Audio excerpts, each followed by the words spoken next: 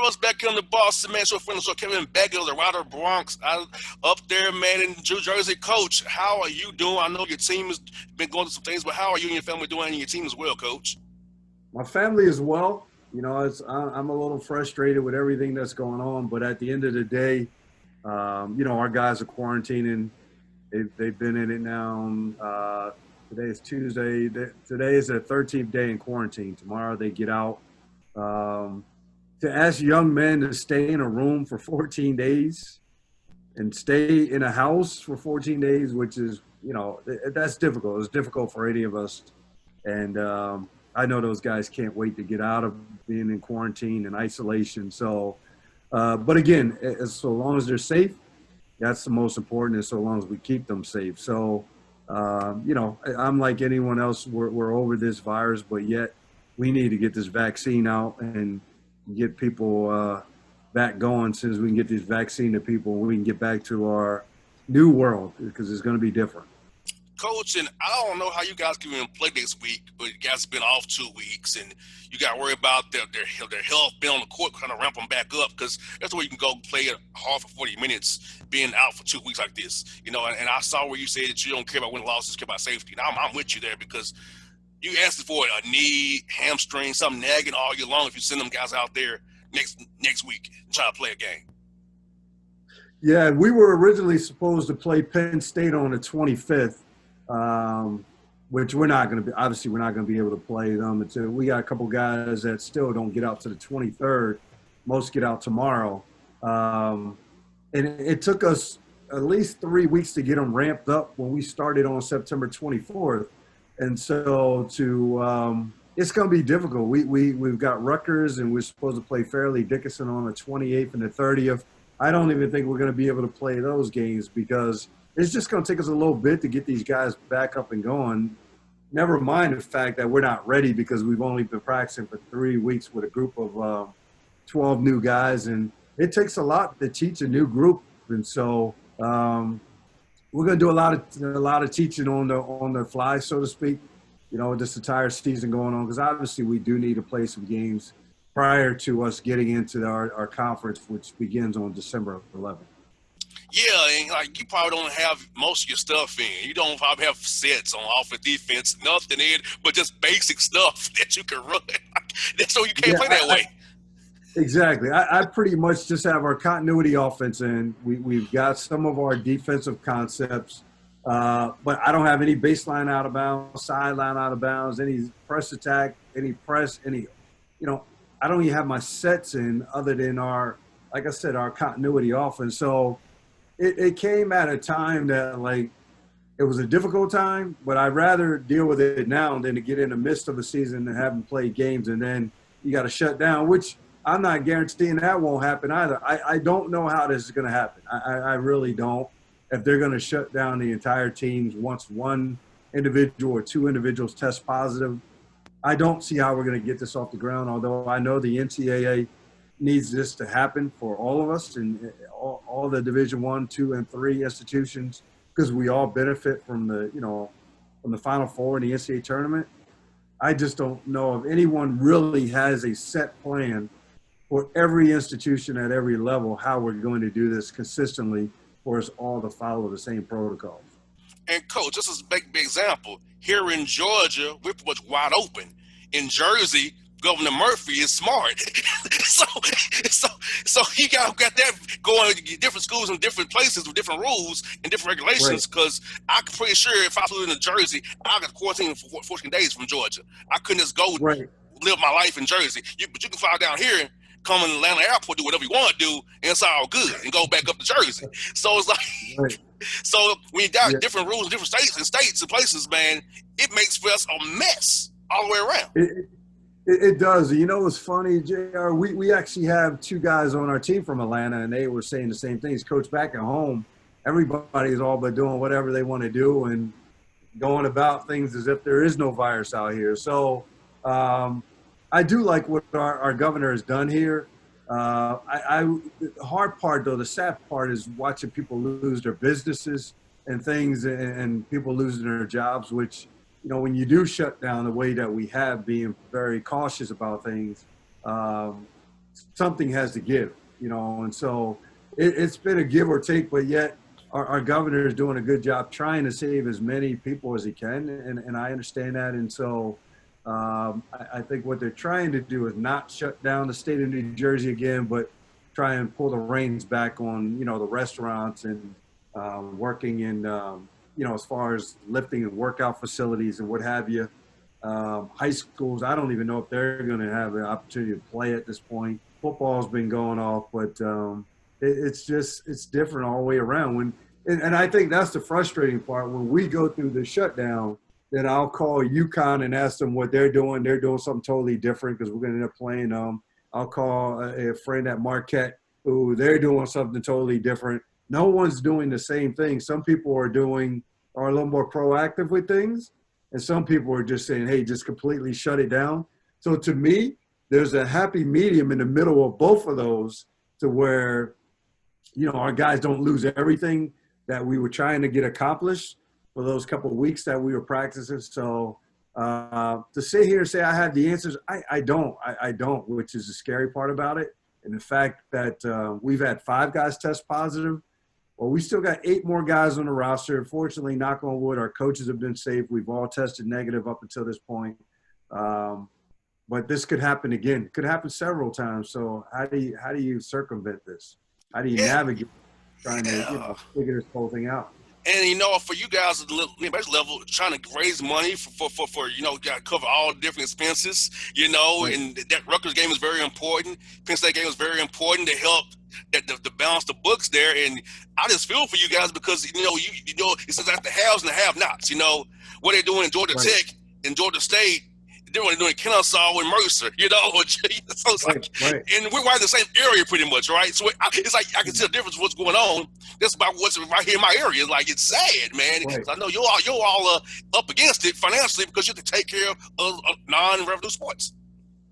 Right. Not only that, with the fact that we don't have all of our students on campus, I think we have an enrollment of 900 students that are on campus at this point, which we normally have 35 students that live on campus, including the athletes. So you take that part of it away. You take the part of it away that just the college experience. The testing is very expensive. We've been doing the saliva tests. Those units are 115 per unit, and you're doing that once a week. And as we get closer to the season, you're going to do it 3 times a week. And then the testing centers cost a lot of money. It's pretty expensive. And so you just ask yourself how long can you go about doing this and not be able to bring in any money to help our university offset some of these expenses. And having 12 new young men on your roster, Coach, how was that trying to learn them via Zoom and get them to trust you via Zoom and trying to recruit via Zoom? Because I know you ought to have a face-to-face relationship with a guy and get to know his family that way, but how was it via Zoom trying to integrate 12 new young men into your program when you couldn't touch them or be near them during this whole pandemic and all that stuff that's going on around us outside of the pandemic as well? Yeah, well, see, that's the hard part for me because I'm a relationship guy. Some coaches maybe not as much. That's important to me. I've always said that in order for you to get everything out of a young man, they got to know who you are. They got to know that you love them and you want to know not only what they're doing on the basketball court, but their daily lives, their family lives, what makes them tick. And that's been frustrating for me because I'm very hands-on. And to do a Zoom, I mean, it's been great, but it's not intimate. And yes, you can find out a lot about a young man, but yet when you're sitting in front of a young man in your office or sitting on the court or maybe at lunch or what have you, when you spend time with these young men and they let their guards down, that's the time when you're really getting to know a young man. And then team bonding is important. And so to do a Zoom, that's fine. But at some point, I mean, you're zoomed out, they're zoomed out.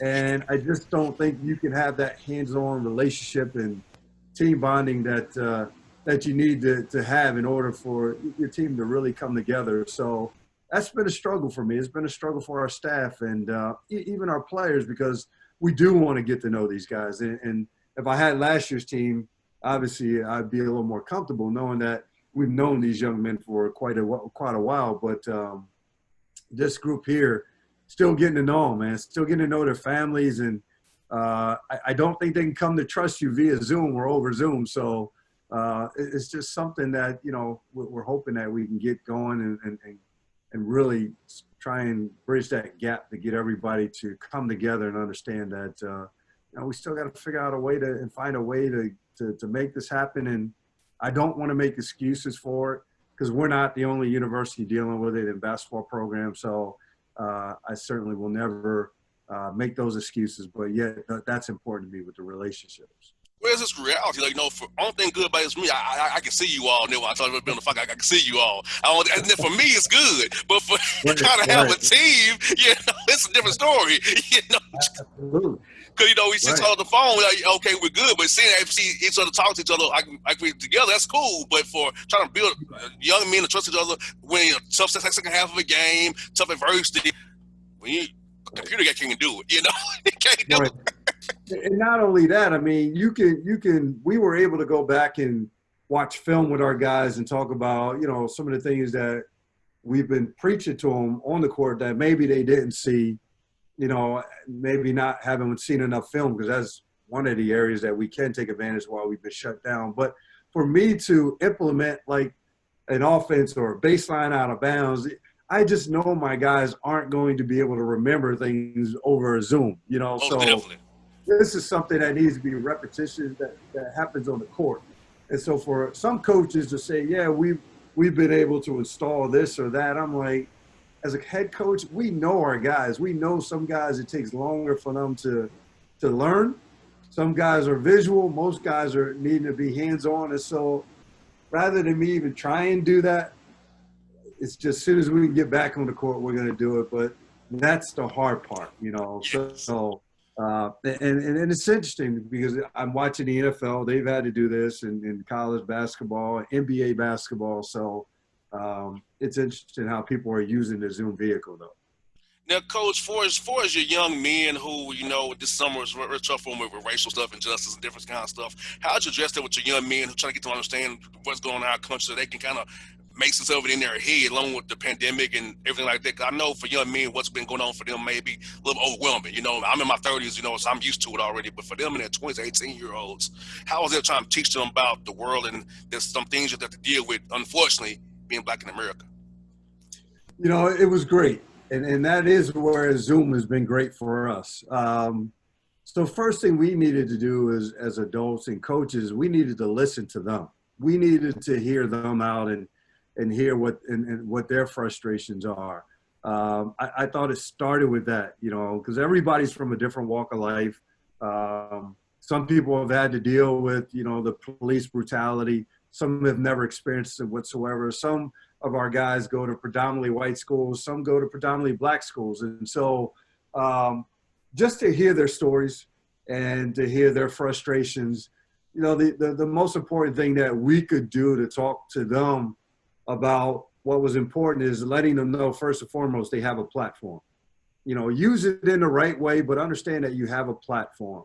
Understand that people are listening and people want to listen, and educate yourselves. Because in order for us all to talk about it, we got to be educated about it. And then when we are educated, we got to go out and reach out to those that don't look like us, that might want to know.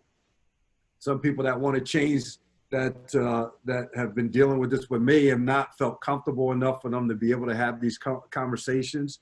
And so we were able to do that. But the most important thing, which I'm not only happy about our basketball team, but myself and some other folks at Ryder were very instrumental in getting all of our players to register to vote, whether it was the mail-in ballots or whether it was going physically to vote. Most of our athletes at the university, I would say all of them, ended up voting, and our players ended up voting. And so to me, the first and foremost, they have to know that they have choices and they have to know that they have a voice. And so whether you're Republican or Democrat, whatever way you decided you wanted to vote, you have a voice and you have the opportunity to express your displeasures with whatever party that you might be for, which I thought was great. And then we tried to educate our guys. Weekly, we talked about different things, and we brought other teams in with us. And so we had uncomfortable conversations with with white people. We had them with our own folks, you know, that may or may not understand exactly where we want to be headed, and not to make excuses or blame folks. So it's been great. That to me was something that was very important to me, and understanding that I have my own kids that, you know, we have these conversations, but for them to understand that they have a platform and use it in the right way, but educate yourself and make sure that we're educating folks around us that want to know.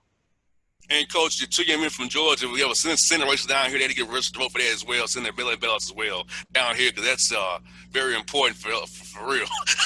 I'm working at it right now myself. When I'm not doing interviews, I'm out with the grassroots right now. My second people registered to vote, because we got to get them out here. They vote started December 14th here in Georgia for the Senate races. So I got that on my mind too, for sure. Yeah, please do, man. Please do. I feel for your state, because you're being challenged and questions about the fact that your ballots aren't, and it's insane. I mean, when you lose, you lose. Whoever, if you won, fine, but you didn't win. So transition it, help the country to get on and get this COVID disease addressed and get our economy back going. And so I just got my fingers crossed that this whole political party, man, can rally and hopefully get things going, you know, so we'll see.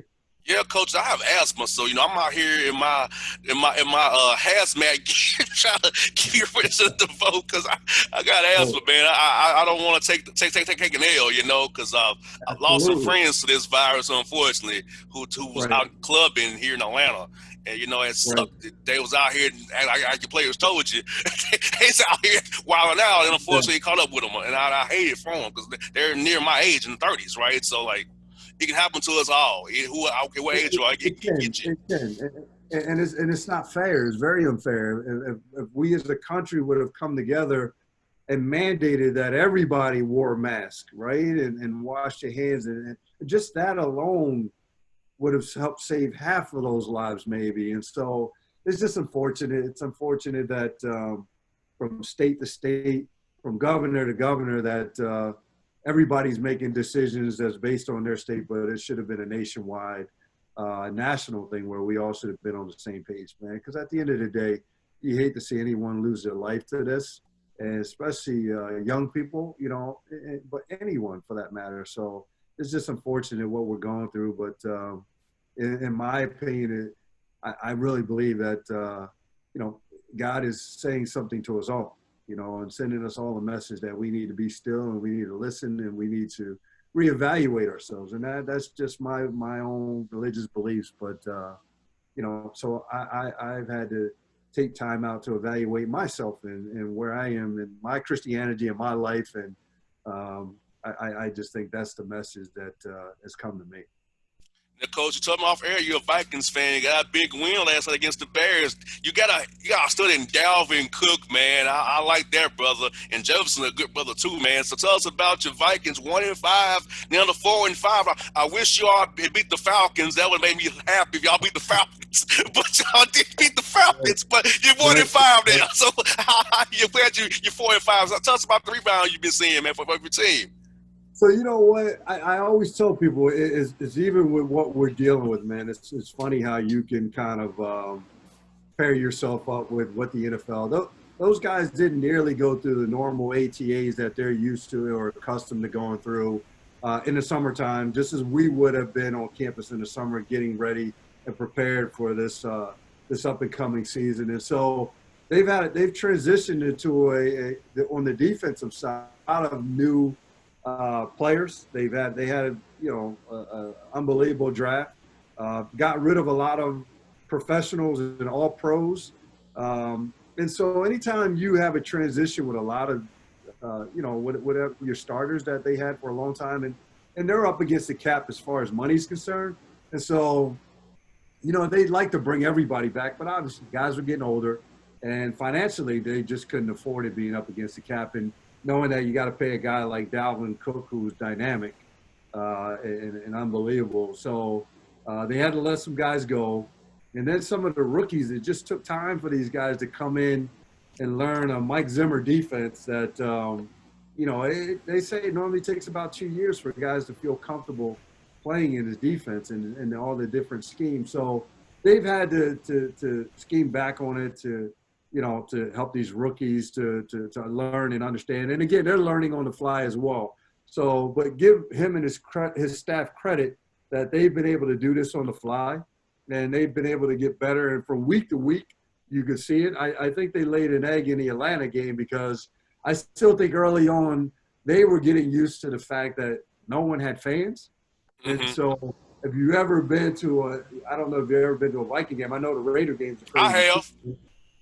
A Viking game indoor, man, the way that crowd gets after it and the energy that we feed to that team, to not have that, and to have to bring your own energy, I thought it was a wake-up call for those guys to get used to. And even one of the players commented on that. I think Jefferson commented on it last night. And, then you lose a Diggs. I mean, you see what Stephon Diggs is doing. He's leading the NFL in receiving. But, give the Vikings, again, credit for drafting a guy like Jefferson who's come in. And, outside of Randy Moss, the impact that he's made on this team has been significant. So we've been able to start to come together as a team.